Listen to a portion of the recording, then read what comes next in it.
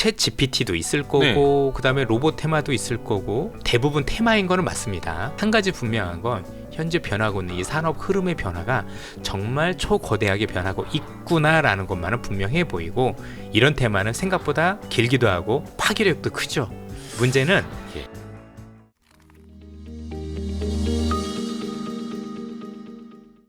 선크림 바르셨어요? 네. 아, 그러시구나. 별로입니까? 아니, 되게 이제 골프장 느낌 납니다. 아, 예. 아니, 오늘 제 월간 이선엽, 예, 이선엽 이사님과 함께하는 월간 이선엽인데, 지수만 놓고 보면, 네. 시작한 거죠? 네네네. 네. 예, 박스권이라고 생각할 수도 있을 것 같아요. 네. 2,400에서 좀 빠지면 다시 올라오고, 2,500 근처로 가면 뭔가 한 대 맞고 내려오고, 요게 그래도 나쁜 시장 같지는 않은데. 아이, 그럼요. 물론 또 2월이 지금 시작된 지가 저희가 2월 14일에 찍고 있습니다. 예. 발렌타인데이 때. 요 시장의 의미를 좀 한번 짚어볼까요? 우선은 그래도 박스권에 갇혀 있다라는 것 중에서 우리가 얻을 수 있는 수확은 예. 최소한 그래도 급락은 없구나. 네. 사실 투자자분들 입장에서 놓고 보면 많이 버는 것도 중요하지만 투자에서 제일 중요한 건 지키는 건데 내가 그래도 주식을 샀었을 때 큰 손실이 없을 가능성이 높은 시장이라면 네. 사실은 우리 입장에서 나쁘지 않은 거죠. 그동안 시장을 놓고 보면 이번에 시장이 올라오기 전까지는 어찌됐든 악재가 나오면 크게 하락을 했고 그래서 그 하락 때문에 손실이 굉장히 커지는 구간이었다라면 지금 최소한 어떤 주식을 샀었을 때 그래도 큰 손실이 없이 네. 일단은 매매를 할 수 있다라는 게 달라진 환경이라고 봐야 되겠죠. 물론 이제 앞서 말씀을 주신 대로 지수가 크게 위로 뻗지는 못하니 네. 전체적으로 이전만큼 높은 수익을 바로 기대할 수 없다라는 단점도 있기는 하지만 네. 뭐 그렇게 되면 이 시장 안에서는 그 박스권이라면 박스권 하단에서 사서 박스권 상단에서 팔 경우 수익이 날 수 있다라는 장점도 있죠. 최소한 우리가 이제 매매를 할 때 네. 기본적으로 설정을 할 수 있잖아요. 네. 아, 그래, 이 시장은 아직까지는 자신 있게 뭔가 계속 매수해서 들고 가야 되는 시장인 것보다는 네. 일정 수준에서는 수익을 일단은 실현을 하고 다시 하락하면 살 수 있는 그런 시장이겠구나라고 판단을 해보신다면 좋지 않을까라는 생각이 들고 기본적으로 제일 중요한 건 그래도 박스권이란 단어 안에서 주는 건 그러니까 위에보다도 네. 아래에서 그래도 지금 사면 이전처럼 크게 손실이 나는 시장은 아니구나라는 네. 점이 달라진 거라고 봐야 되겠죠.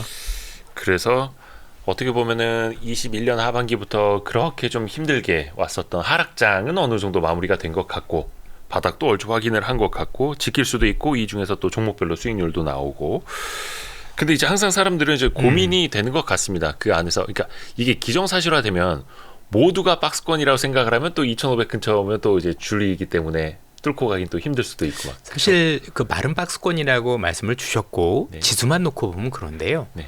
사실 지금도 올라가는 종목들은 계속 올라가고 있잖아요. 종목 장세가 좀 예, 장난이 너무 아니죠. 화려하기 때문에 예. 어떻게 보면 사실 올라가는 종목은 생각보다 훨씬 더 많이 올라가고 예. 올라가지 않은 종목들은 오히려 들고 있어도 더 불편한 시장이 아니었을까. 그래서 제가 보기엔 투자자분들 입장에서는 더 재미가 없을 수도 있는 뭔가 그러니까 좀 더 적극적으로 대응을 하고 조금 더 위험을 많이 아는 분들이라면 나름대로 수익을 볼 수 있었을 가능성이 높지만 그렇지 않은 분들 입장에서는 뭔가 정말 제대로 지켰다라는 표현보다는 오히려 지수가 별로 안 빠지는데 내 거는 생각보다 지수보다도 못한 수익률을 거뒀을 개연성도 있는 게 현 시장의 색깔이라고 봐야 되겠죠. 네, 좀 쏠림도 있고. 네, 그런데 잘 아시다시피 최근까지도 제가 많은 투자자분들을 많이 뵙고 나면 네. 아직도 많이 경계감들이 높으신 것 같아요. 여전히 경계감이요? 시장이 안 될 거라고 보시는 분들도 여전히 계시는 것 같고 그래요? 예. 생각보다 많으세요. 그러니까 저희는 항상 네. 거의 투자하시는 분들 위주로 나오시고 그러니까. 보시고 하다 보니까 그럼에도 불구하고 실제 이렇게 저희들 찾아오신 분들도 네. 생각보다 조금 많이 안 좋게 생각을 하시더라고요. 경계감도 여전하시고 그러다 네. 보니까 이번에 하락과 관련된 시장에서 많은 투자자분들의 마음의 상처가 너무 크구나. 그리고 생각들이 정말 많이 경직돼 있으시면서 이 경계감들이 쉽게 누그러지지 않겠구나라는 생각을 하다 보니까 더 안타까운 거죠. 결국에는 이 시장에서 정말 강한 마음을 먹고 주식을 살 수 있는 사람들이 많았을까라고 생각을 하면 그렇진 않지 않습니까? 네, 네. 그렇게 놓고 보면 이 시장에서 뭔가 좋았던 사람들은 그나마 굉장히 강했던 기업들을 이전부터 보유하고 있었던 분들이던가 네. 또는 조금 더 생각을 빠르게 전환을 해서 이 시장은 그래도 종목별로 수익률이 되게 좋은 시장이니 한번 내가 조금 더 과감하게 해볼까라는 몇 분 빼놓고는 제가 볼 때는 많은 분들이 알면서도 시장이 나쁘지 않았음에도 불구하고 의외로 불편해하실 수도 있겠구나라는 생각이 좀 들더라고요. 근데 이제 그런 분들이 나중에 조금 더 주가가 비싸졌을 때 그때 들어올까봐 조금 우리는 걱정이 되는 건데 그분들은 실제로, 또 이렇게 생각하고 계시죠. 그래 다 좋은데 그러면 앞으로 조정받으면 들어가야지. 자, 바닥에서 올라오는 것도 몰랐던 분들이 정말 그 조정에 살 수 있을까요? 그리고 그 개인들이 기다리는 조정이 그 시기에 딱 맞춰서 올지는 모르는 거죠. 네. 그러니까 결국에 조정이라는 건 오는 건 맞긴 맞는 건데 내가 생각한 시점에 정확하게 오면 좋은데 그럴 가능성이 있을 건지는 아무도 모르지 않겠습니까? 그래서 더 어려운 것 같아요. 막상 또 조정이 오면 그때 또 세상이 끝날 것 같죠. 예. 그럼요. 또 생각이 또 바뀌실 항상 거예요. 그렇습니다. 예. 조정은 그냥 오는 게 아니고 예. 뭔가 위기처럼 막 이렇게 포장이 돼서 그렇습니까? 오기 때문에 아직까지는 그럴 수 있죠. 맞습니다. 네. 지금 못 사는 사람은 어차피 그때도 못 사고 앞으로도 못 사고. 예, 이게 그래서 제가도 뭐 지난번에 저희도 방송을 했지만 양쪽 다 부작용이 있어요. 긍정적으로 보시는 분들은 꼭지에서 못 파는 단점이 있을 거고 네, 네, 네. 조금 이제 하락장을 좋아하시는 분들 주로 우리가 흔히 얘기하는 비관론자분들은 또 이렇게 시장에 전환됐었을 때 아주 생각보다 한참 동안 전환이 안 되시는 경우들이 되게 많거든요. 그럼 어느 쪽이 더 유리하느냐? 뭐 사실 알 수는 없죠. 네. 그러나 저는 항상 전자를 말씀드리는 게 그래도 많이 벌고 시장에 조금 돌려주는 게 낫지. 그렇지 않으면 비관론에 빠지게 되면 진짜 바닥에서 못 사거든요. 예. 중간에서도 못 사요. 아예 못 사고 못 버는 것보다는 결국 최고 꼭지에 걸리는 분들이 대부분 경계론자들입니다. 실제로 최근에 뭐 은행에 들어가 있던 자금들이 고객 예탁금으로 이제 투자 자금으로 좀 이렇게 넘어오기도 하고 약간 돈의 흐름은 좀 확실히 달라진 것 같기는 해요. 리스크 선호 현상들도 나타나고 있고. 자, 그리고 이제 요게 중요한 대목인데 저희가 2월 14일에 찍고 있다고 말씀드렸잖아요. 미국에 한 달에 한 번씩 발표되는 소비자 물가지수 CPI라고 하는 거. 굉장히 불리하네요. 이거 뭐 발표 전에 자고 일어나면 발표가 돼 있겠지만 요거를 물론 이제 컨센서스는 1월 CPI 전년 동월 대비 6.2% 정도 나오더라고요. 그래도 뭐 9, 8, 7, 6 이제 6% 초반 나오는 건데 요거를 지금 한번 예상해 보시라면 너무 리스크 있게 굳이 뭐 예상할 필요가 있나요? 밤에 나올 건데 시장도 끝나고 찍는 건데 뭐 밤에 나올 거면 전 예상할 필요가 없는 것 같아요. 저희가 아마 요 결과 보시죠. 뭐. 목요일에 올릴 것 같아요. 네네. 목요일에 올릴 것 같은데 그러면 뭐 예상 시나리오라고 해야 될까요? 그 이후 경로라고 해야 될지 어떻게 해야 될까요? 이미 저는 경로는 나와 있다고 생각을 한 게 제가 그렇잖아도 오늘 이 말씀을 조금 드리고 싶었는데 이번에 소비자 물가지수는 예상보다 높게 나올 가능성이 결과로는 봐야 되겠지만 높지 않을까라고 보긴 하는데 약간 경계를 좀 해야 된다. 뭐 경계할 필요는 없을 것 같아요. 그렇게 알고 있는 거니까. 잠깐만요. 그러니까 생각보다 물가 지표가 높게 나올 수는 있는데 굳이 경계할 필요는 없다 이거예요. 네, 그렇습니다. 왜냐하면 이게 연준이 의도한 거기 때문에 그렇습니다. 연준이 의도한 거. 많은 분들이 지금 이런 말씀을 해주시는 분들도 최근에 늘고 있다라고 생각을 하고 있는데 최근에 저는 그 86번가의 정광호 대표님 말씀을 한번 눈여겨보셨으면 좋겠고 저도 그분과 의견을 같이 합니다. 자, 우선 이번에 소비자 물가지수에 대한 항목이 가중치가 변경이 됐죠. 맞아요. 이게 굉장히 중요한 건데 저도 이제 모 매체를 통해서도 계속 이 얘기를 하고 있었었는데요.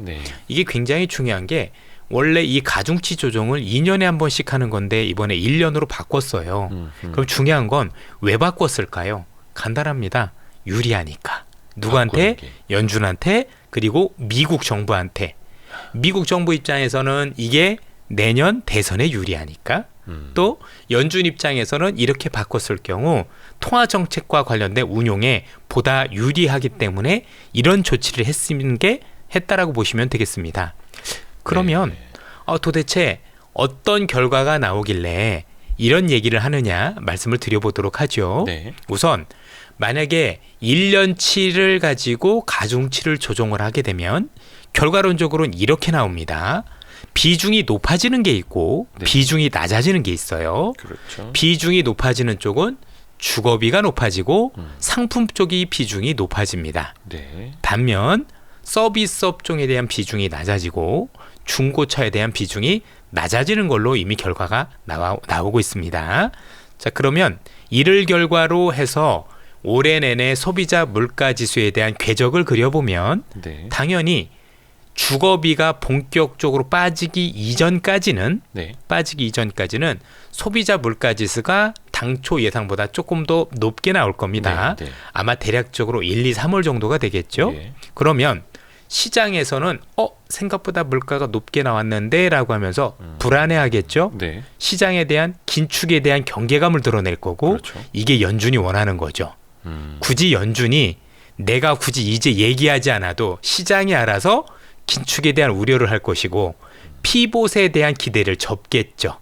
야, 이게 내가 당초에 올해 금리도 내릴 것 같고 생각보다 금리도 덜 오를 줄 알았는데 이렇게 물가가 오르게 되면 내가 생각한 기대가 잘못됐을 수도 있어라고 시장은 지레짐작을 하겠죠.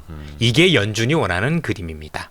자꾸 연준은 시장 올라갈까봐 혹은 기대 인플레이션 그럼요. 올라갈까 한 대씩 이제 주워받고 있었는데 그럴 요즘엔 필요가 약간 없어지죠. 쥐어박아도 시장이 말을 안 듣고 막 네, 올라왔는데 네. 그게 아니라 생각보다 좀 높아진 물가 지수를 보면 시장이 알아서 움직일 수도 있고 연준에 대한 신뢰도 찾을 수 있고 사실은 연준 입장에선 굉장히 해피한 카드가 됩니다. 그러면 이렇게 해서 연준이 잡을 수 있는 것은 기대 인플레이션을 차단할 수가 있겠죠. 또 네.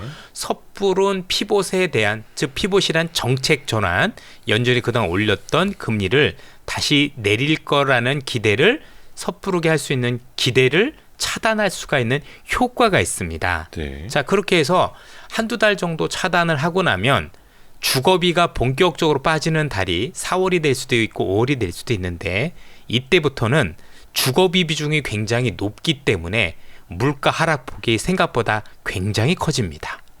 이게 높으니까. 네. 항목이 제일 많은 게 크게 빠지니 그렇죠. 그리고 더더욱 중요한 건 주거비는 한 번 빠지면 1년 내내 빠지죠. 왜? 1년 계약이니까. 그렇죠. 부동산 좀 돌아서는데 오래 걸리죠. 그러면 주거비 우리가 그동안에는 주거비가 많이 올랐던 게 계속 집세에 대한 계약이 사실 1년에 한 번씩 이루어지니 그동안 계속 오른 집값을 반영해서 월세가 올랐다라면 네. 이제는 한번 내리기 시작하면 계속 최근까지 집값이 하락을 했으니까 네.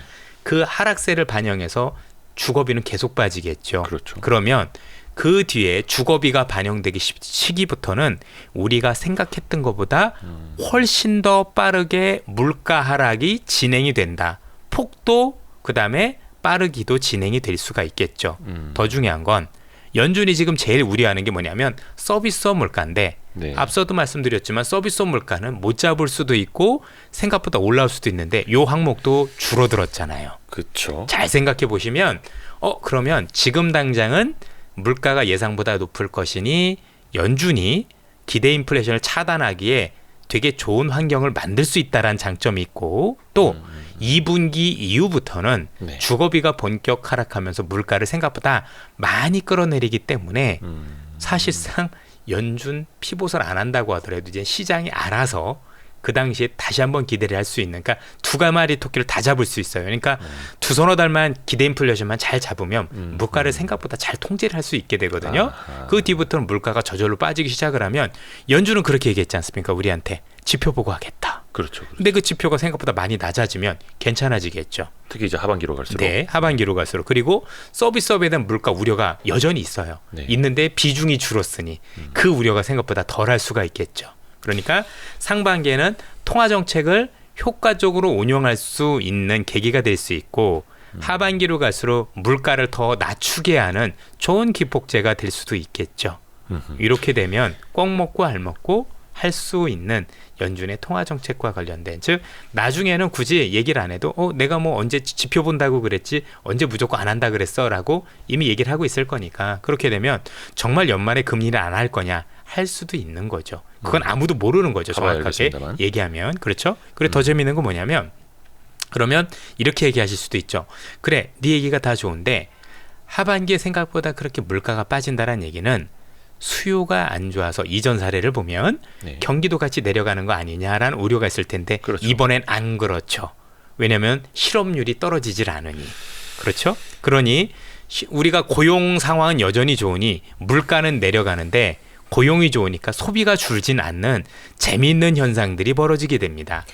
자, 이 얘기는 제가 한 게 아니라 파월 의장이 기자회견에서 했던 내용을 그대로 말씀드린 겁니다. 재미있는 현상이라고요? 이 현상에 대해서 예. 물가를 잡을 수 있는데 고용을 해치지 않으면서 그대로 나오고 있잖아요. 저는 파월 의장이 기자회견을 할 때 왜 이렇게 자신감이 높지? 저분이 왜 저런 얘기를 했을까 보니까 퍼즐이 맞춰지더라고요. 아, 이번에 소비자 물가지수 항목 변경을 하면 우리가 알고 있는 파월이 얘기했었던 즉 물가를 2%로 통제할 수 있는데 고용을 해치지 않으면서 즉 연착륙이 가능하면서 물가를 잡을 수 있다는 말이 이 얘기였어요. 결국에 이런 통계 조작을 하면 가능하다는 걸 보여준 거죠. 생각을 해보세요. 네. 이번처럼 통계 조작 안 했으면 아마 물가를 2%까지 끌어내리는 건 불가능했을 텐데 제일 많이 내려간 항목의 비중이 커졌으니 재밌게도 2%도 가능해지는 재밌는 결과가 도출될 수도 있지 않을까라는 생각이 듭니다. 따라서 네. 이를 통해서 투자 전략을 세워보면 이번에 한두 달 정도 아니면 서너 달 정도가 될 수도 있을 것 네. 같고 예상보다 물가가 높게 나온다고 해서 지수가 생각만큼 많이 밀릴 것 같지는 않습니다. 왜냐 이미 고용이 너무 좋기 때문에 네. 이전에는 이렇게 되면 수요가 훼손이 돼서 고용도 안 좋아질 거고 수요가 많이 훼손이 돼서 시장이 많이 안 좋을 거라는 우려가 있었지만 네. 이미 고용이 좋다는 걸 다 알고 있잖아요. 오죽했으면 노랜딩 얘기까지 나와요. 그럴 정도면 그래 물가 긴축에 대한 우려는 있지만 생각보다 많이 빠지진 않겠네. 그런데 하반기로 들어설수록 별로 빠지지도 않을 거고 고용도 나쁘지 않은 상황에서 물가가 내려가면 사실 소비가 되게 좋아질 수 있죠. 그렇죠. 나는 일자리가 있는데 물가가 내려가면 그만큼 가처분 소득이 올라가는 효과가 있잖아요. 내가 물건을 살 때 소득은 그대로지만 물건값이 떨어지는 거잖아요. 그렇죠. 그럼 소비력이 더 커질 수 있죠. 그럼 경기가 반등할 수도 있는 거예요. 이렇게 보면 시장이 제가 볼 때는 혹시 빌리면 잘 사야 되는 게 맞는 시장이 아닐까라고 조심스럽게 말씀을 드리는 거지. 뭐 이를 통해서 추세가 반전된다거나 기존에 있던 추세가 훼손될 가능성 현재로서는 낮은 거 아니냐라고 조심스럽게 전망을 해봅니다. 그래서 그것도 계속 이제 여쭤보려고 했었던 건데 일단은 소비자 물가 지수라는 거는 그 가중치 조정을 정기적으로 하게 되는 건데 이번에는 좀 더 이제 빨리 하게 됐다라는 예. 거고 이걸 이제 조작으로 볼 것이냐 아니면 조정으로 볼 것이냐는 관점의 차이일 수도 있. 그런 건 상관없어요. 네. 이미 바뀐 거고 중요한 거 왜 하느냐가 중요한 거예요. 다 유리해서 하는 거예요. 연준한테도 유리하고 미국 정부한테 유리하니까 둘이 짝짝꿍 돼서 남녀 상열지사가 된 거예요. 별것도 아니에요. 고민하지 마세요. 본인들이 불리하면 이런 조정 안 합니다. 근데 이게 일반적으로 그겁니다. 이게 지수에 포함되는 그 항목들 가중치를 조정하는 건 사람들이 지출을 많이 하는 건 많이 하니까 가중치를 높이고 적게 소비하는 건 적게 하고 뭐 예를 들어서 우리나라 한 10년 전인가 사람들이 이제 돌반지 잘 안 사니까 맞아요. 금반지 잘 안 사니까 그 가중치를 줄였거든요. 그러면서 이명박 정부 때도 그래서 소비자 물가 지수 이거 너무 조작하는 거 아니냐. 그때 막 너무 막 물가가 높아가지고 상관없어요. 사람들이 지표만 보고 얘기할 거니까. 조작하든지 결국은. 말든지 말든지 우리는 그런 데 관심 두면 안 되고 어차피 우리는 지표만 보고 좋다 나쁘다 얘기할 거잖아요. 네. 뭐 바꿀 수 없는 거 아닙니까? 바꿀 수 없으면 즐겨야죠. 좋습니다. 그리고 아까 이제 이어서 해주신 말씀이 미국의 고용 지표인데 네. 와, 실업률이 3.4%면 거의 완전 고용 상태 완전 고용 맞습니다. 가까운 거죠, 진짜. 예, 예. 이게 54년 만에 최저 실업률. 그러니까 미국 경제가 안 좋을 수가 없는 거고. 그럼요. 어떻게 보면 이거를 이제 부러뜨려 가지고 물가를 잡겠다라는 게 파월이나 연준의 이제 생각이었던 것 같은데 그거를 이제는 이제 고용 지표는 그냥 포기하고 가야 되는 건지 좋은 건 좋은 거대로 봐야 되는 건지 또 이제 그런 이야기도 있습니다. 과거에도 고용 시장 이 실업률을 좀 꺾어버리는 데는 한 1년 반 이상의 시간이 좀 걸렸다. 그래서 시간을 두고 고용 시장에 악영향이 나타날 것이다. 라고 보는 관점도 있고요. 여기서 제가 두 가지 말씀을 드릴 수가 있을 것 같아요. 네. 제롬 파월 의장이 이번에 기자회견에서 공식적으로 얘기를 했어요. 얼마 전에 그 기자 또 하나의 어떤 그 어디더라? 거기서 했던 것도 그렇고 그 무슨 예, 무슨 갑자기 언론 기억이 안 행사였어요. 나는데. 네, 언론 맞습니다. 행사였어요. 예. 공식적으로 했어요. 이번에 고용과 관련된 비즈니스 사이클은 이전과 다르다. 이 얘기는 시장에 대한 경고예요. 이전 사례 들이대지 마라고 공식적으로 얘기를 했고 한 가지 더 공식화했어요. 네. 연준은 우리가 알고 있는 고용 지표 중에서 네. 실업률을 타겟으로 하지 않는다라고 이건 대놓고 얘기했습니다. 기자회견에서. 그런데 자, 연준 스스로 고용률을 타겟하지 않는다라고 얘기를 했다란 얘기는 연준은 고용률 가지고 앞으로 물가를 잡는데 활용하지 않겠다라고 얘기를 한 거죠. 네. 그러면 우리도 연준과 같은 거를 봐야 판단을 내릴 수가 있을 거 아닙니까? 네. 그러면 실업률을 보면 안 되겠죠. 실업률이 잡힐 거야 말 거라 지금 논의를 하는 것 자체가 연준에 반하는 거예요. 연준이 안 본다는데 우리 스스로 보고 한다라는 게 얼마나 바보 같은 짓이겠어요. 그런데 중요한 게 있어요. 그러면 고용지표를 보지 말라는 얘기가 아닙니다. 예. 고용지표 안에는 우리가 알고 있는 실업률도 있는데 거기서 뭘 보란 얘기냐면 임금을 보란 얘기예요.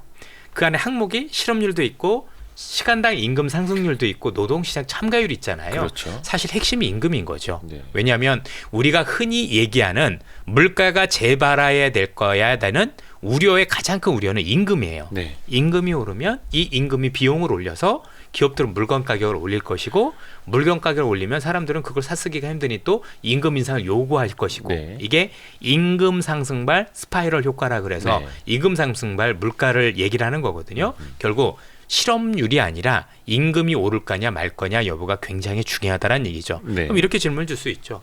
이렇게 고용이 탄탄한데 우리가 알고 있는 임금이 내려갈 수가 있겠어? 맞습니다. 임금은 내려가는 지표가 아닙니다. 저한테 올린 연봉이 내려가지는 않겠죠. 다만 아주 최소화하겠죠. 네. 물가 상승에 미친 영향이 최소화할 수 있도록 그리고 다른 항목들을 조정하면 되는 거니까 그래서 조금 오해하지 말으셔야 되는 게 고용지표를 보지 말라는 얘기가 아닙니다. 고용지표 항목 중에서 실업률을 가지고 하지 않겠다라는 얘기인 거고 그 안에 있는 노동시장 참가율이나 임금 상승률은 여전히 굉장히 중요하게 보겠다라는 말씀이 되는 거니까 타겟을 조금 달리했으면 좋겠다는 말씀을 드리고 싶어요. 뭐 사실 중앙은행이 어느 나라라 하더라도 뭔가 고용률을 꺾어버리고 실업률을 높이기 위해서 존재하는 곳은 없으니 맞습니다. 다만 이제 예. 물가를 잡는 데 있어서 고용시장이 너무나 핫한 게 별로 도움이 안 돼서 예. 그쪽을 좀 경계를 했던 시장의 움직임이었는데 이제는 그리고 그것도 좀 달리 봐야 되고 한 가지 더 중요하게 봐야 되는 게 예. 이것도 여러분들 제 이전에 한번 자료를 보시면 네. 미국의 고용시장이 구조적으로 바뀌어서 이것 때문에 연착륙한다라는 것도 여의도에서 제가 최초였어요. 글로벌에서도 거의 몇 안 됐던 것 같아요. 네네네. 그리고 보시면 그게 되게 중요해요. 이건 구조적이라 안 되는 거예요. 고용시장 왜냐하면 역사적으로 사람이 처음 부족해요. 전쟁 빼놓고. 네네. 이렇게 사람이 500만 명이 부족했던 사례가 사실은 거의 없습니다.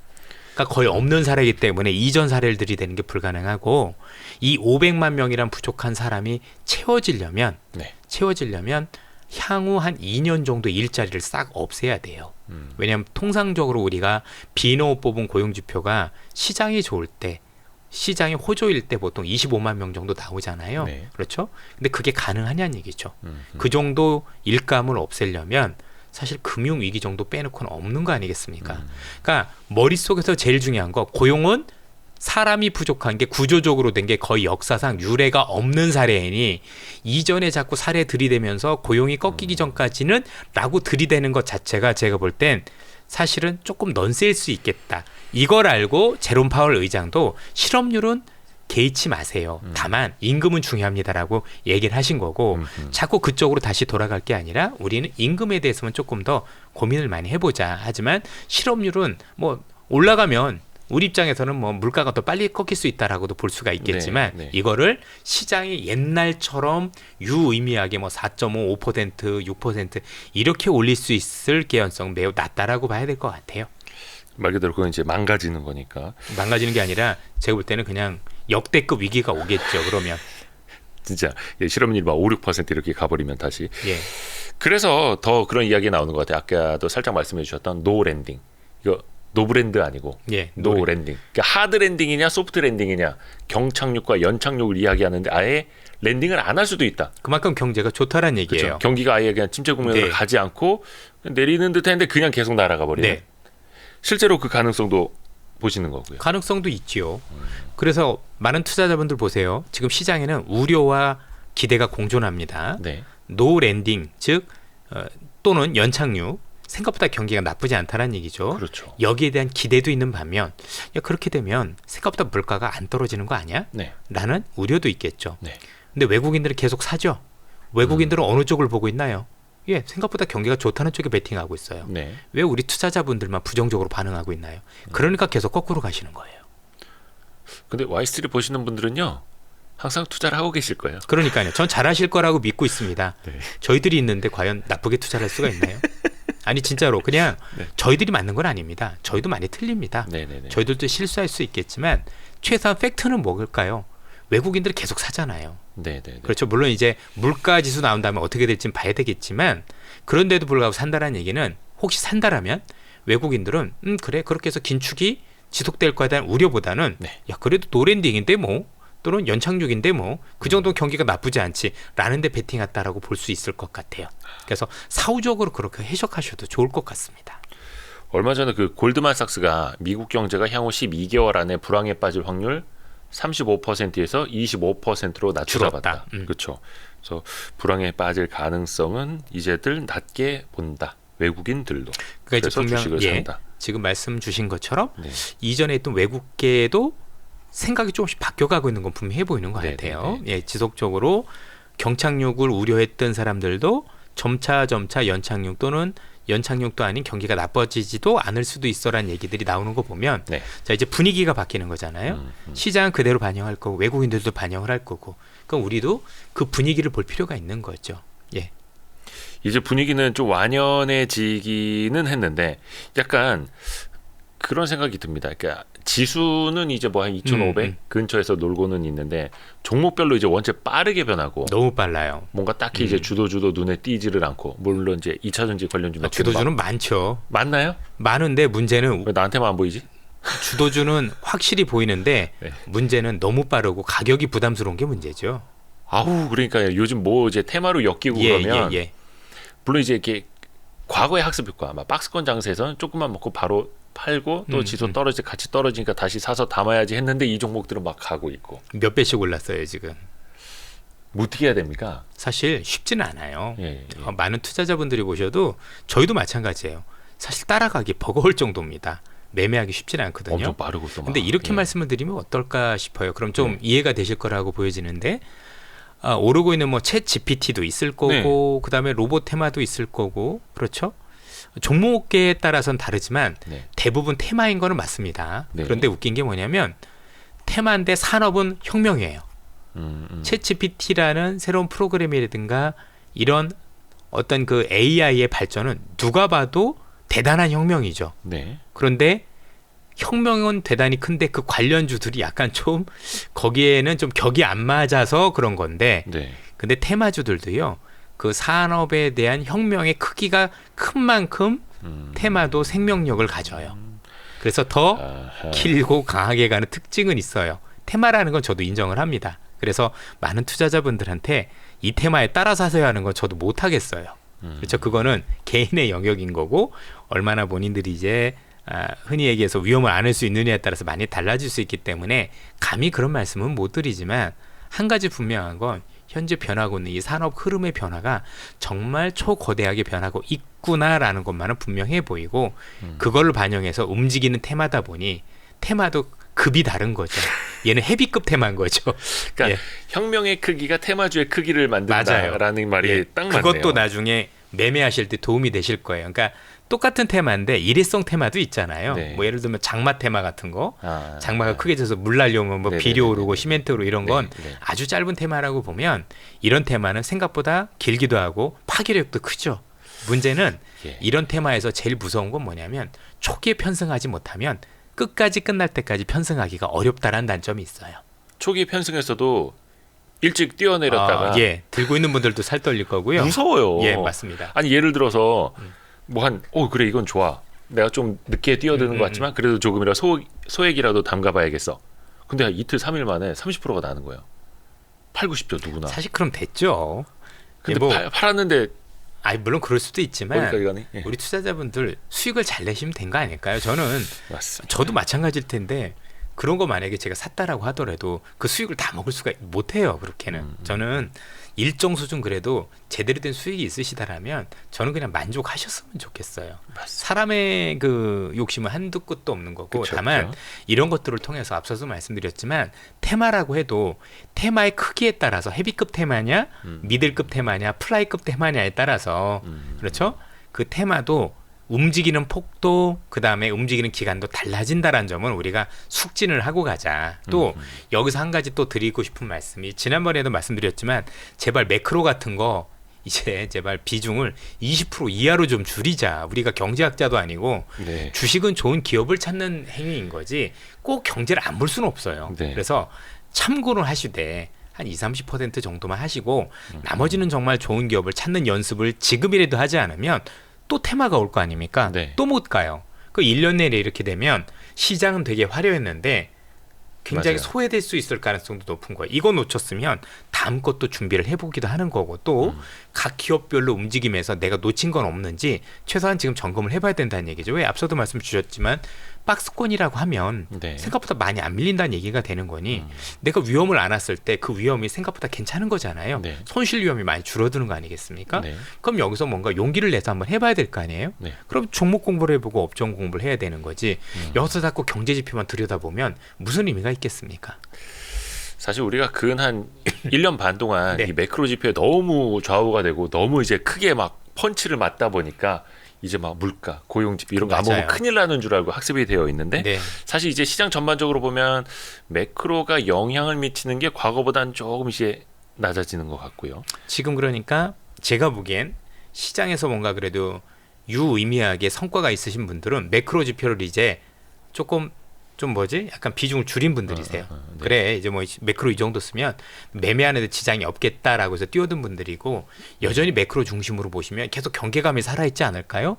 그럼 사실 시장에 대해서 대응을 못 하세요. 그래서 뭐가 오르냐 말씀드리고 싶진 않아요. 그런데 스스로 돌아보면 아실 거라고 생각을 합니다.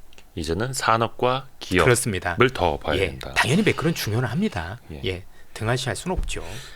근데 요게 자금의 흐름, 돈의 흐름도 이야기를 좀 해주셨습니다만은 뭐 챗GPT, AI, 로봇 관련주도 있었고 또 최근에 보면은 한때 예, 정말 혁명인 줄 알았다가 거품이 많이 꺼진 줄 알았던 메타버스 관련주, NFT 관련주, 요건 이제 STO, 증권형 토큰 이렇게 하면서 또 막 다시 붐이 또 올라오고 하는데 이거는 그 아까 말씀해 주셨던 테마의 급으로 본다면 급이 라이트급일까요? 헤비급일까요? 사실 잘 모르겠는 게 네. 제가 아는 메타버스는 일단 저는 메타버스를 구현할 수 있는 제대로 된 기계가 나와야 된다고 생각을 해요. 그렇죠. 예, 그래서 왜냐면 챗GPT는 다른 게 뭐냐면 이미 실체가 있어요. 그쵸, 그도 어떻게 PC로도 되는지도 알고, 핸드폰으로 예, 다 예. 돼요. 예. 근데 메타버스는 우리가 개념은 알고 있지만 실제 그거를 제대로 구현할 수 있는 네. 그런 어떤 기기들이 없거든요. 근데 만약에 그 기기들이 나와준다라면 그것도 헤비급일 수 있겠죠. 근데 기계가 나오기 전까지는 이제 제가 볼 때 컨셉으로 움직이는 건 제 생각에는 아직까지 한계가 있지 않을까라는 생각이 듭니다.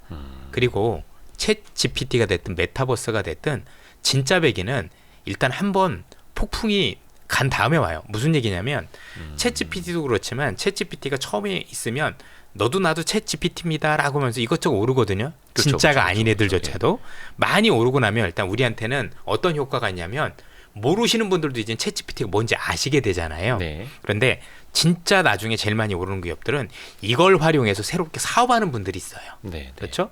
우리가 알고 있었던 이전에도 제가 잠시 설명을 드린 바 있지만 유튜버가 나와서 우리 와이스트릿이 생긴 거잖아요. 네, 네. 이런 기업들, 야 유튜브가 나오니까 이걸 활용해서 와이스트릿한 좋은 어떤 그 기업들이 생겼더라. 네, 네, 네. 이게 굉장히 중요한 거잖아요. 이런 것처럼 챗 GPT를 활용해서 새로운 기업이 나오겠죠. 네. 그런 기업들이 우리가 정말 크게 돈을 벌 수 있는 기회를 제공해 준다는 얘기죠. 그래서 현재 나와 있는 이 혁명을 짧게 보지 마시고 이 혁명의 단계가 있어요. 아하. 예, 생로병사가 있을 거고 이와 관련해서 잘 어떤 그 산업들에 대한 흥망성쇠를 잘 이렇게 보신 다음에 그 시기별로 맞는 종목이나 기업들로 수익을 내야 하는 어떤 그런 시나리오를 짜실 필요가 있겠습니다.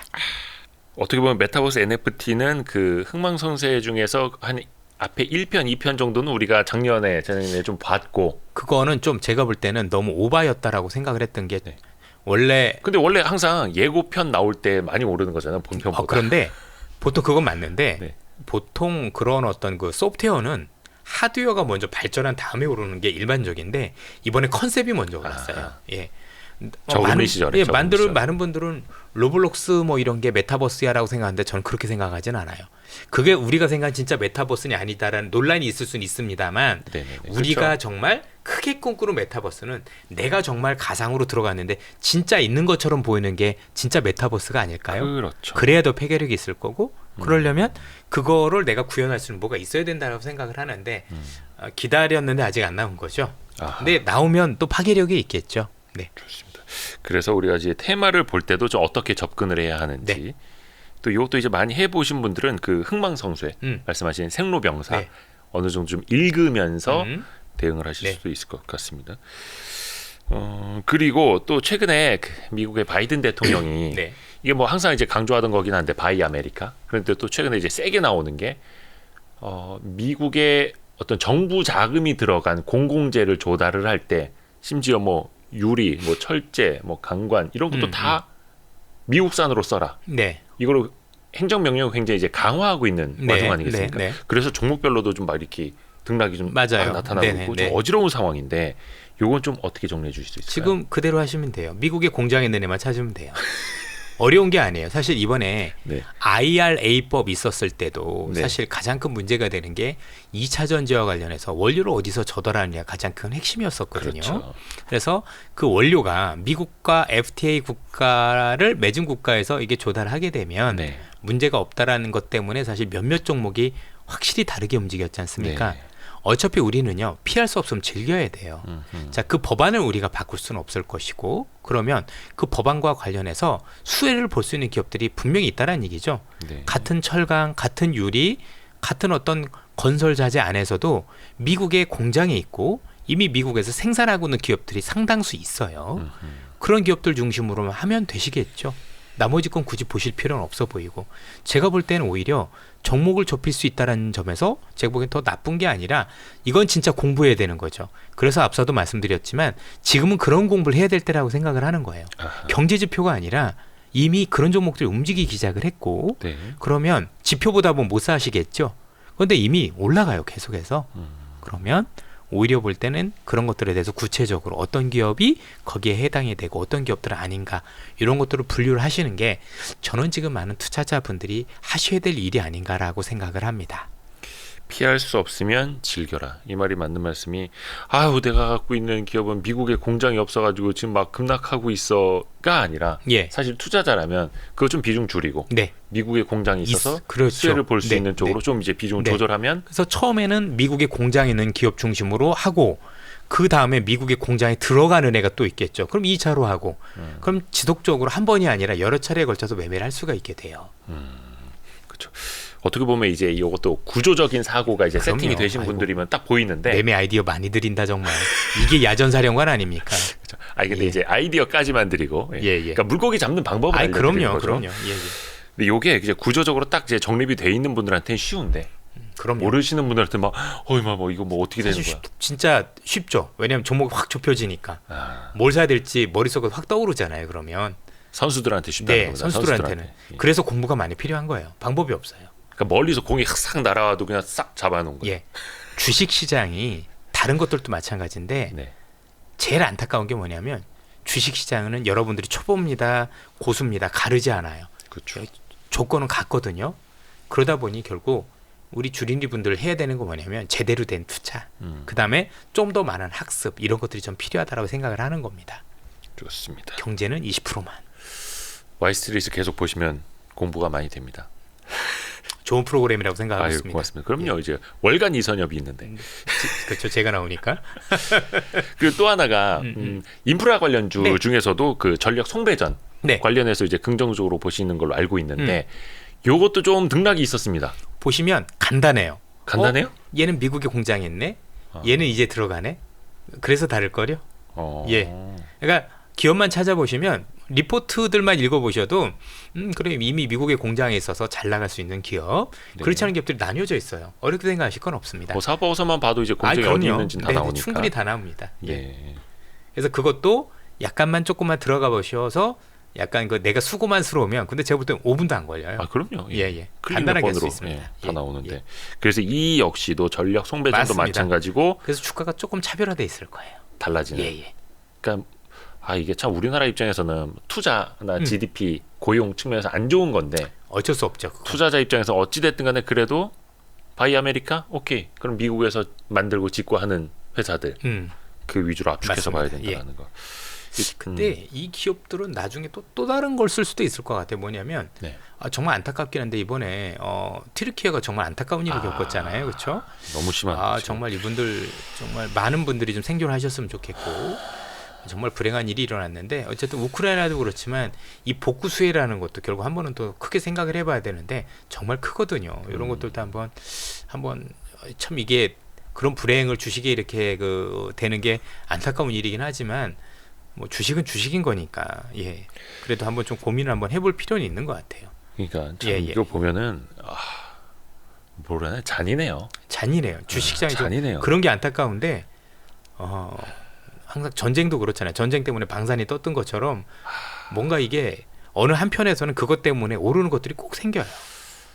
그러게요. 좀 안타깝긴 합니다. 잔인한데 이게 우리는 어쩔 수 없이 그 자본주의 사회에 살고 있고 얼마 전에는 진짜 어처구니 없는 그런 기사도 봤어요. 전 세계에 핵전쟁이 나면 러시아, 유럽, 미국 핵전쟁이 나면 가장 안전한 국가, 안전할 지역은 어딘가? 호주, 뉴질랜드가 나왔더라고요. 그렇습니까? 남반구에 떨어져 있으니까. 그래서 와 이게 무슨 기사가 이런 게 다 있나 싶기도 했는데 참. 옛날에 무슨 미래소년 코난 이런 거 같네요. 혹시 보셨는지 모르겠지만. 그럼 또 이제 코난 테크놀로지 사라는 신혼줄 알고 오해하십니다. 전혀 아니고요. 예전에 우리나라 중에서 미야자키 하야오라고 그 일본 분이 그린 미래소년 코난이라는 게 있었는데 그게 핵전쟁이 일어난 이후에 어떤 지구의 모습이었었어요. 그래서 빨개 벗고 다녔구나. 그렇죠. 네. 그래서 이제 그 친구들이 있었던 것 중에서 핵전쟁이 있었는데 이제 산업화된 도시가 있었고 그걸 이제 인더스티아라고 불렀었고 그다음에 이제 이상향이라고 보통 그러죠. 자연에 있는 걸 이제 하야바라고 그래서 거기를 찾아가는 여정을 그린 게 옛날에 미래소년 코난이었던 그런 재밌었던 만화가 그게 기억이 심오한 납니다. 만화였어요? 생각보다 심오한 만화예요. 그게 일본 만화가 의외로 보면 애들 보는 용이 아니에요. 우리가 아는 은하철도 999도 인생 자체예요. 저는 어른 돼서 보고 나서 놀랬어요. 이렇게 깊었구나. 생각보다 뭔가 철학적인 걸 막 담고 있고. 그래서 뭐 미래소년 코난, 라나 뭐 기억하실 겁니다, 그죠? 포비 이런 애들 나오고. 그렇죠. 또 이제 눈여겨봐야 될 좀 변화들, 특히 이제 주주 가치가 제고되는 기업들, 요것도 좀 말씀해 주실 포인트가 있다고요. 자, 우리가 이제 항상 투자자분들이 서학개미가 된 이유 중에 하나가 여러 가지가 제가 보더라도 서학개미 하시는 분들이 참 타당하시다라고 생각을 해요. 그 중에 하나가 주주가치 제고였어요. 많은 투자자분들이 주식을 산다는 얘기는 그 회사의 주주가 되는 건데 그 주주가 되고 나서 실제 기업의 이익이 주주한테 돌아오지 않으니 사실 우리 입장에서는 배당이라든가 이런 게 아니라 시세 차익 위에는 방법이 없었던 거지 않습니까? 그렇죠. 그래서 우리나라 시장이 만년 저평가됐던 원인 중에 하나였었고 선진국 시장에 비해서 한국 시장이 통상 30% 정도 저평가되어 있어요. 그런데 최근에 주식시장에서 일고 있는 붐들을 많이 보시면 첫 번째는 행동주의 펀드가 많이 나서고 있죠. 그러면서 전체적으로 기업들한테 주주가치 제고를 해라라는 요구들이 많이 늘어나고 있는데 일부 기업이긴 하지만 어쨌든 주주가치 제고를 위한 많은 조치들이 일어나고 있습니다.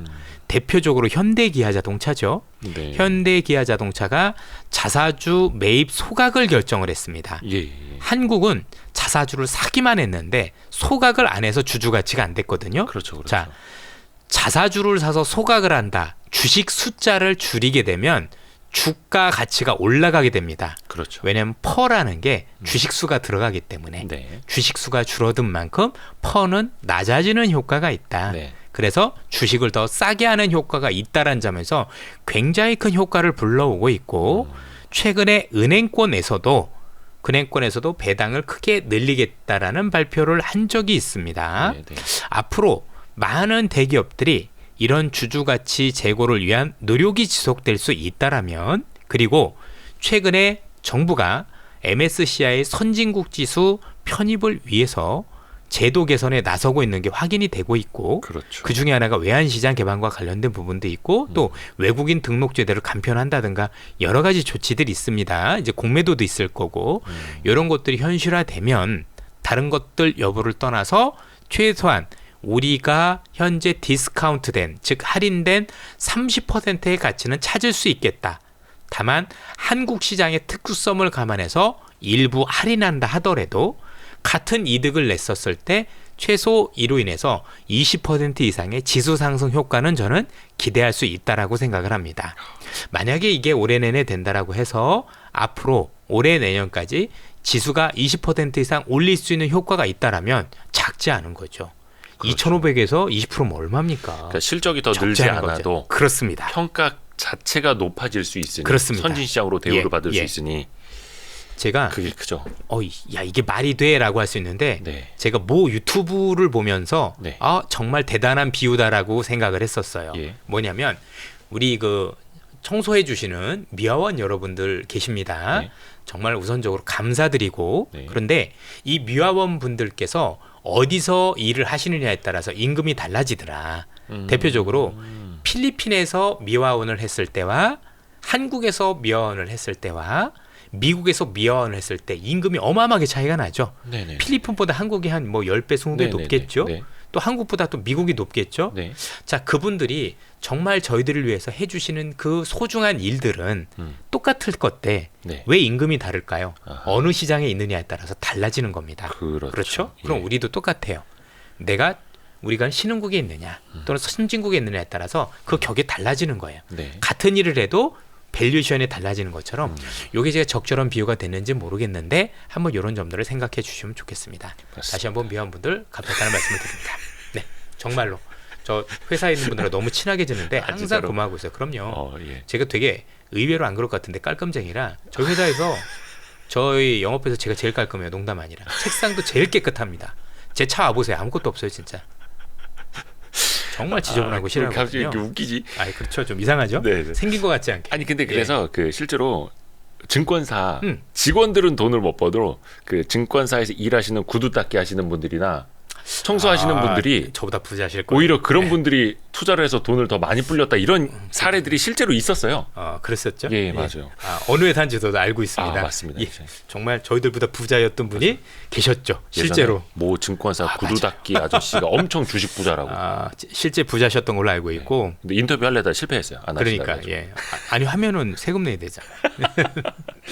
아무튼 그래서 이제 밸류에이션이 앉은 자리에서 업이 될 수 맞아요. 있는. 네. 그래서 주주 가치가 계속해서 높아져야 되고 또 우리 옛날에는 그냥 뭐 일부 사모펀드, 일부 자산운용사들의 행동주의로 끝나는 게 많았는데 이제는 그 뒤에 1,400만 개미가 있다 보니까 네, 맞습니다. 힘이 세졌습니다. 그러니까 뭐 행동주의 펀드가 좋다 나쁘다 투자자분들은 개의치 마세요. 중요한 건 그들이 요구하는 게 주식시장에 도움이 되더라는 게 중요한 거예요. 그렇죠. 예. 또 얼마 전에는 그 현대백화점의 인적 분할이 실패됐거든요. 네. 표를 못 얻어가지고 예. 여기도 꼼수를 쓰다가 걸려가지고 인적 분할 하기 전에 자사주 소각을 했으면 좋았는데 자사주 소각할게요. 근데 인적 분할 해주면 이렇게 했던 거죠. 그러니까 투자자 다 아는 거죠 이제는. 그렇죠. 꼼수를 피우는 게 그러니까 많은 투자자분들께서 여러분들이 가진 권리를 저는 정당하게 행해야 된다라고 보고요. 그게 우리 기업들한테도 결국은 도움이 되는 겁니다. 그러니까 그 회사에 있는 모든 가치가 주주분들한테 최소한 돌아가야 되잖아요. 일반인까지는 아니더라도 그렇죠. 그건 좀 말이 안 되는 거고. 근데 그게 우리 주주분들이 아니라 소수 대주주한테만 돌아간다라면 저는 그건 막아야 된다라고 생각을 합니다. 그래도 투자하는 우리 여러분들의 그 소중한 그 자산 가치에 대해서는 저는 충분히 제값을 받아야 된다. 꼭 생각을 하고 있어요. 그래서 어떤 이제 경제 막 이렇게 강의하시는 분들은 왜 기업 임원들이 불러서 경제 강의를 하러 가는 경우도 있는데 네. 가끔은 노조에서도 경제 공부하겠다고 부르는 경우가 있대요. 그때 이야기를 한대요. 임금 인상 막 몇 번 이런 거 요구하지 말고 자사주 회사 주식 달라 그래라고. 그걸 뭐 우리 사주를 더 뭐 이렇게 조합을 만들어서 받든 그게 더 좋은 일이라고. 저도 써먹어야 되겠네요. 마스터 고션. 예. 좋습니다. 약간 여기에서부터 좀 이어지는 질문을 좀 드리면 주주 가치가 계속해서 재고될 수 있는 기업들 뭐 대표적으로 이제 은행주들은 뭐 이제 좀 노력을 하는 기미가 있습니다만 또 다 그런 거는 아니지 않습니까? 아니 그럼요. 그것도 그러니까 가려서 봐야 이제 되는데. 기업별로는 많이 다르다라고 보시면 되고요. 예. 우리나라에서 배당이라든가 주주가치 제고를 제일 잘하는 기업들의 공통점이 대주주 지분이 많은 데예요. 말이 주주가치 제고죠. 본인들의 가치를 제고하는 거니까. 해당 받으면 제일 많이 받아가고 그러니까요. 하니까. 근데 지금 이제 우리가 봐야 되는 건 결국 대기업들이거든요. 네. 예. 물론 이제 은행주는 최근에 이제 정부의 어떤 그 약간 간섭이 압박이 있어서 수익성에 대해서는 조금 더 보긴 해야 되겠지만 은행은 공공재다 막 이렇게 또 예, 막, 뭐 그거는 이제 뭐 제가 어떻게 할 수 있는 건 아닌 것 같고요. 어쨌든 이런 노력들이 생각보다 광범위한 것 같아요. 예. 이전에는 한두 기업이었다라면 지금은 의외로 확산되고 있는 최근에 은행의 예를 통해서 아마 많은 대기업들도 정신적으로 압박을 받지 않을까.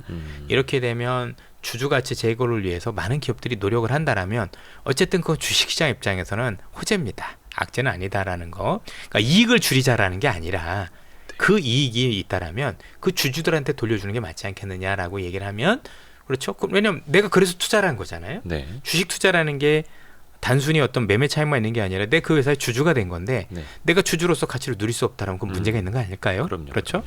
그건 충분히 전 누려야 된다고 생각을 하고 거기에 대해서 그 주주의 몫이 들어온다라면 바람직한 거죠. 다만 무리한 몫을 원하는 게 아니라 최소한 글로벌 정도까지는 가야 되는 게 아닌가라는 생각이 드는 거죠. 우리나라 뭐 배당 성향은 세계 거의 꼴찌 수준으로 유명하죠. 그럴 수밖에 한 20 없어요. 몇 %밖에 안 되고 예. 심지어 저기 사회주의 국가인 중국보다도 배당 중국이 더 주주 높죠. 환원율이 더 예, 예. 우리가 예. 낮고 막 미국의 3분의 1밖에 안 되고 그런데 이게 한 적어도 한 미국 한 중간 정도? 절반 정도만 가더라도 굉장히 레벨업이 될 수 있죠. 이게 예전만 하더라도 ESG 하면 별로 신경들을 안 썼는데 이제는 그 ESG의 거버넌스, 지배구조 이슈. 뭐 그렇게까지 얘기하는 건 조금 너무 이제 거창하고요. 예. 저는 이제 ESG보다 MSG를 좋아해서 뭐 그런 것까지는 잘 모르겠으나 한 가지 깔끔하신데 확실한- MSG는 좋아하시는. 예. 네. 그런데 이제 중요한 건 어쨌든 우리는 주주라는 거죠. 예. 으흠. 주주는 그냥 주주가 아니라 내가 돈을 내고 주주가 된 거잖아요. 그렇죠. 그래서 주식회사가 있는 거고 주식을 발행한 거고 그러면 주주에 대해서는 사실 그 권리가 있는 게 맞다 정도. 저는 그냥 의무와 권리가 거기에 대해서 확실한 걸 좋아하는 거지 그 이상도 그 이하도 없어요. 뭐 ESG 뭐 저는 그렇게까지 거창하게 얘기하고 싶지는 않고 저는 제가 가진 권리가 있다라면 또 제가 행해야 될 의무가 있다라면 거기에 대해서 성실히 수행하는 게 맞다라고 생각을 하고 있는 사람 중에 하나입니다. 참 그게 당연한 건데 네. 우리나라는 사실 아직 자본주의 역사가 길지가 저는 않아서라고 위안을 합니다만 당연한 게 당연시 네. 되는 걸 좋아합니다. 예. 예, 당연한 게 당연시 돼야 됩니다. 오늘 좋은 말씀 많이 해주시는데 역시나 좋습니다. 이제 끝내기 전에 네. 마지막 하나 질문을 좀 더 드리면 좋을 것 같은데 이 시점에 관심 있게 봐야 할 섹터 정도 좀 이야기를 해볼까요? 뭐 사실 섹터가 계속 순환을 하기 때문에 네, 의외로 제가 볼 땐 섹터 중심이 아니라 앞서도 말씀드렸지만 시장의 변화가 되게 다이나믹해요. 예를 들어서 시장이 같은 이슈인데 긴축에 대한 우려가 완화가 되면 조금 성장주가 잘 가는 경향이 있고 그렇죠. 또 시장에 대한 긴축의 우려로 조정을 받을 땐 흔히 얘기하는 제조업 또는 구경제 관련 기업들이 또 역시 바통을 이어받는 경우들이 있는 것 같아요. 네, 그래서 그런 어떤 시장의 색깔에 따라서 좀 매매를 잘 해주시면 좋지 않을까라고 생각을 하고 네. 의외로 최근에 업종별로 우리가 우려가 조금 없잖아 있었는데 그 우려를 씻어주는 기업들이나 산업들이 많이 탄생을 하고 있어요. 즉 실적 발표 이후에 네. 올해는 이 기업이 좀 생각보다 별로 안 좋을 거라고 예상했었는데 안 그런 기업들이 대단히 많이 나왔어요. 대표적인 게 조선이에요. 예. 그렇죠. 조선도 올해 되게 우려를 많이 했는데 생각보다 이제는 저가 수주 안 하겠다. 수익성 중심으로 갈 거고 그렇죠. 수주도 올해도 나쁘지 않다고 얘기하고 이런 기업들을 좀 잘 찾았으면 좋겠어요. 지금은 특정 업종 섹터가 아니라 그 안에서도 기업별로 많이 나눠지더라고요. 그래서 앞서도 잠시 설명드렸지만 경기 지표보다도 이런 거 잘 봐야 돼요. 이게 많이 바뀌네 라고 해서 최근에 여러분들 보시면 대형주인데 의외로 여기가 왜 이렇게 많이 올라오지? 이런 기업들이 생각보다 눈에 많이 띄거든요. 네. 이런 기업들이 대부분 여기에 해당된다고 보셔도 될 것 같습니다. 좋습니다. 그 매크로 영향을 좀 더 벗어나서 또 거기서 자유로울 수 있는 쪽도 봐야 되고 기존에 우려가 많았다면 그것을 씻어내는 기업이나 제가 산업들도 이런 말씀 드려볼게요. 네.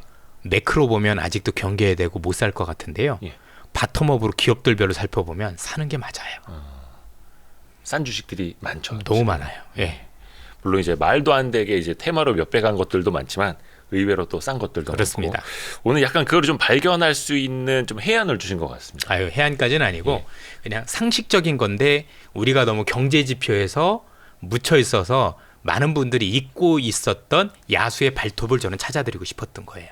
주식장에 있는 분들은 거칠어야 돼요. 네. 힘든 거잖아요. 위험을 안아야 되잖아요. 네. 내가 위험을 아는 만큼 보상을 받아야 된다라고 본다라면 온순해서는 안 되고 굉장히 직관도 좀 있으셔야 되고 조금 더 냉정하셔야 되고 그래야 되거든요. 그래서 여러분들 가지고 계셨던 여러분들 내면에 있는 야수의 발톱을 확 드러내셔서 좋은 기업들을 많이 찾으셨으면 좋겠습니다.